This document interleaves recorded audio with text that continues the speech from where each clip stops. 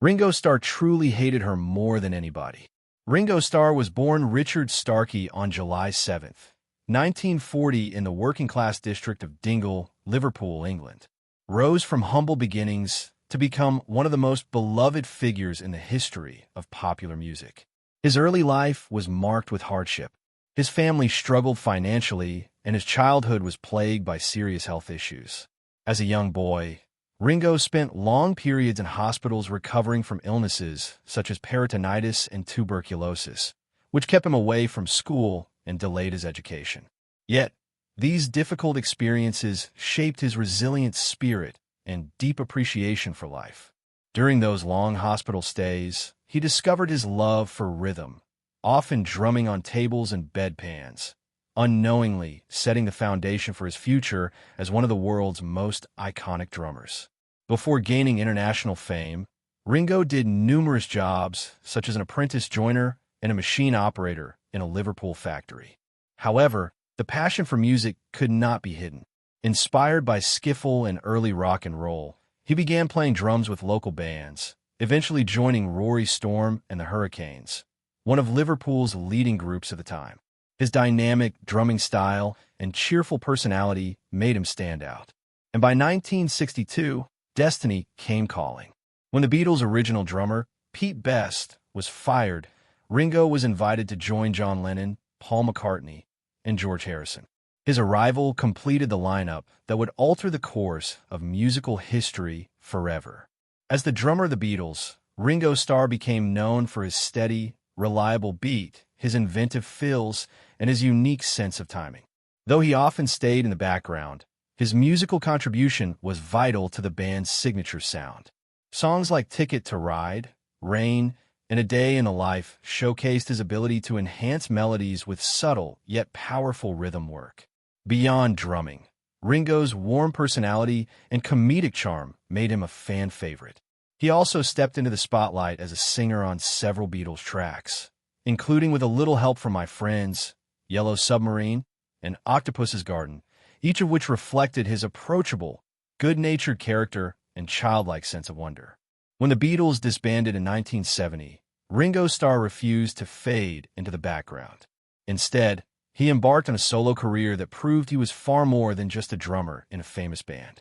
His debut solo albums, Sentimental Journey, 1970, and Bocuse of Blues, 1970, showed his versatility and deep appreciation for different musical genres, including pop, country, and jazz standards. His 1973 album, Ringo, became a massive success, producing hit singles like Photograph and You're 16, which topped charts around the world. His friendly, relatable style resonated deeply with audiences, and his collaborations with his former Beatles bandmates demonstrated the enduring bond they shared even after the band's breakup. Beyond his music, Ringo Starr developed a successful career in acting and film. He appeared in several movies, including Caveman, 1981, That'll Be the Day, 1973, and The Magic Christian, 1969, alongside Peter Sears. His natural comedic timing and down-to-earth personality made him an appealing presence both on-screen and off. In later years, he also became a narrator and voice actor for children's television, most notably lending his voice to the beloved series Thomas the Tank Engine and Friends, introducing a new generation of fans to his warm, engaging storytelling. In the decades that followed, Ringo continued to tour and record, performing with his all-star band, a rotating lineup of celebrated musicians from various generations. His concerts became joyous celebrations of music, unity, and friendship, blending Beatles classics with his solo hits and the songs of his bandmates. His influence as a drummer also continued to grow, with countless artists citing him as an inspiration for his precision, musicality, and understated brilliance. In recognition for his contribution to music and culture, Ringo was named by Queen Elizabeth II in 2018 to officially become Sir Richard Starkey, an honor long overdue for a man who helped shape modern popular music. Ringo Starr's romantic life reflects both the turbulence of his years as a world-famous Beatle and the enduring strength of love he found later in life. His two marriages, first to Maureen Cox and later to Barbara Bach, represent very different chapters of his personal journey, each marked by distinct emotions, challenges, and personal growth. Ringo's first marriage was to Maureen Cox, a Liverpool-born hairdresser who had been a devoted fan of the Beatles before she met him. Their story began in the early 1960s when Beatlemania was exploding across the globe. Maureen and Ringo met at the Cavern Club, the famous underground venue where the Beatles honed their craft and built their earliest fan base.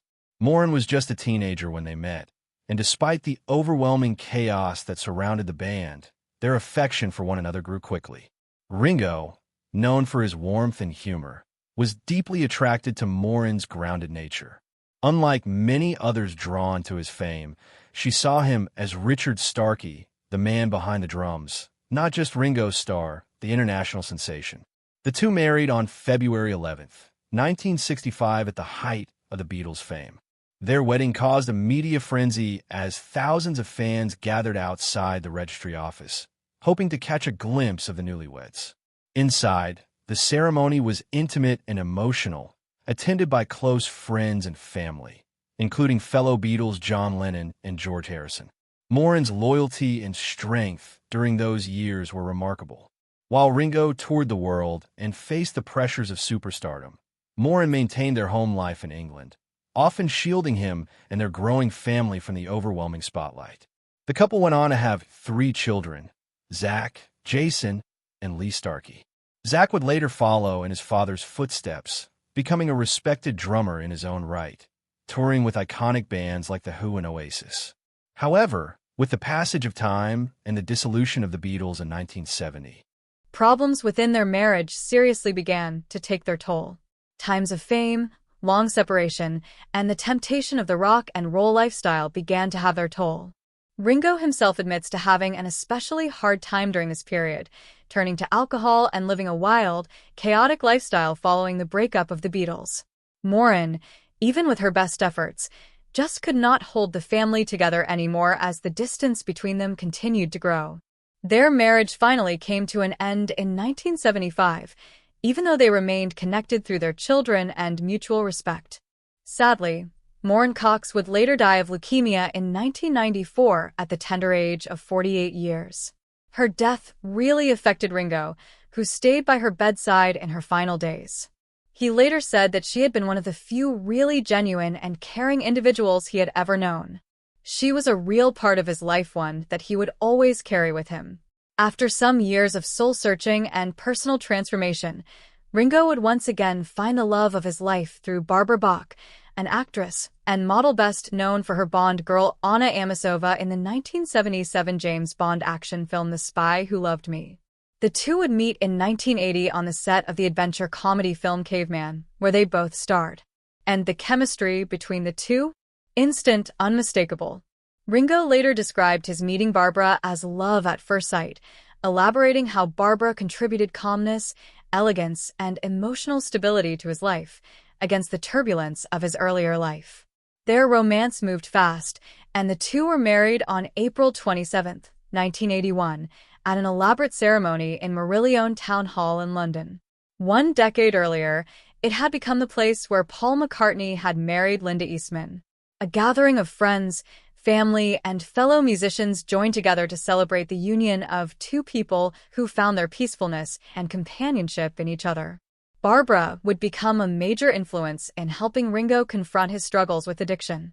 In the late 1980s, both Ringo and Barbara entered rehab together, a decision that changed their lives. Many times, Ringo credits Barbara for saving him not only emotionally but also physically, imploring that she helped bring stability into his life on his journey to sobriety. Through the decades, their marriage has become one of the most enduring and admired unions in the entertainment world. Despite the pressures of fame, Ringo and Barbara have built a quiet and meaningful life together, splitting their time between homes in England, Monaco, and Los Angeles. They are both interested in humanitarian causes, particularly environmental protection and addiction recovery programs. Barbara and Ringo also carry a deep commitment to peace and love, and Ringo is often professing this through his art and music as well. Through the years, the Beatles are regarded as the epitome of musical brotherhood, for young men from Liverpool who changed the world together. But behind the fame and unity that captivated millions, tensions often brewed within the band, some running deeper than the public had ever realized. To Ringo Starr, quiet Beatle George Harrison was a man he admired, respected, and played alongside through the group's rise to immortality. But over time, personal slights, jealousy, and finally betrayal had begun to creep in, and would later lead Ringo to admit he had harbored more anger toward George than to anyone else in his life. "George was like a brother to me," Ringo once said. But sometimes brothers fight harder than enemies ever do. Those words carried with them years of unspoken tension. Though Ringo was often seen as the peacekeeper of the Beatles, his calm exterior concealed frustrations that had been building up through their years of stardom. Ringo joined the group last, replacing Pete Best in 1962, and found himself caught up in the whirlwind of fame.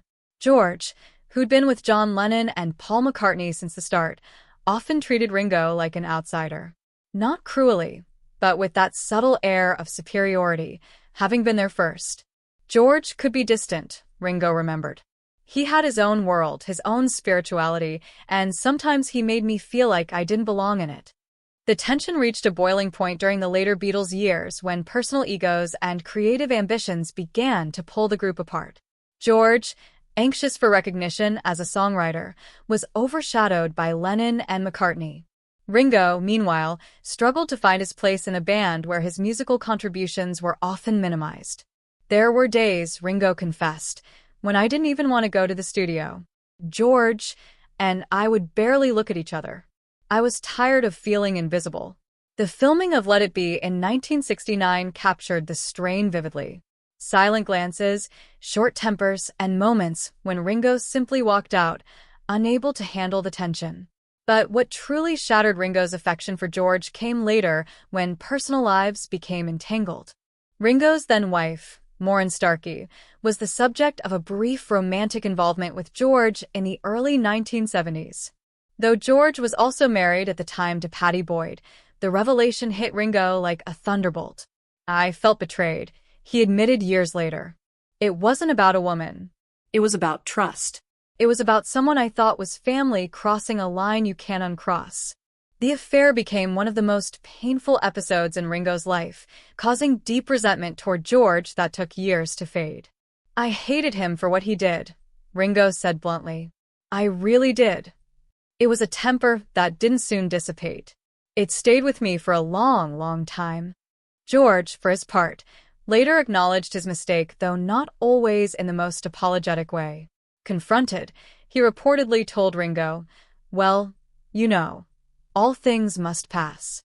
The remark, a reference to his own album title, infuriated Ringo, who felt it was a cold dismissal of the damage done. Friends close to the Beatles have said Ringo avoided George for months after the affair came to light, and even when they did see each other again, their conversations were tense and shallow. "It wasn't like we could just pick up a drumstick and a guitar and make it all better," Ringo explained.